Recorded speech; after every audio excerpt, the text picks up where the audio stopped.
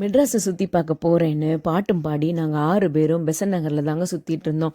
Actually என் புருஷனோட friends 4 பேர் ட்ரிவாண்ட்ரத்துலேருந்து வந்திருந்தாங்க. அவங்களும் நாங்களும் தான் பீச்சுக்கு போயிருந்தோம். அங்கேயும் பீச் இருக்குது.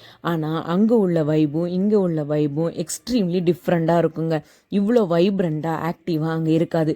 இவங்களுக்கு இது இங்கே ஒரு புது எக்ஸ்பீரியன்ஸாக தாங்க இருந்துச்சு. நைட்டு பீச்சை க்ளோஸ் பண்ணிடுவாங்கடா அப்படின்னு சொன்னபோது இவனுங்க நம்பவே இல்லை.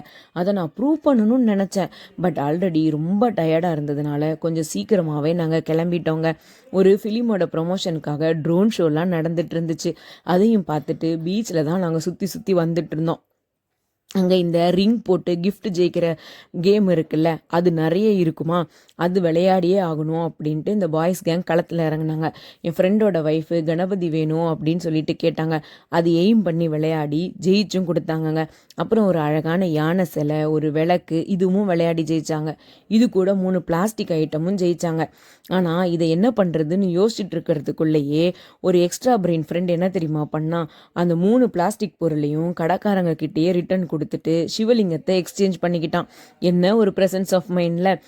லாங் டிஸ்டன்ஸில் இருந்த முருகனையும் கிருஷ்ணனையும் எய்ம் பண்ணி அது கிடைக்காத போது என் புருஷன் என்ன தெரியுமா ஐடியா பண்ணான், பக்கத்தில் இருக்கிற கேமலை எய்ம் பண்ணி அதையும் ஜெயிச்சான்.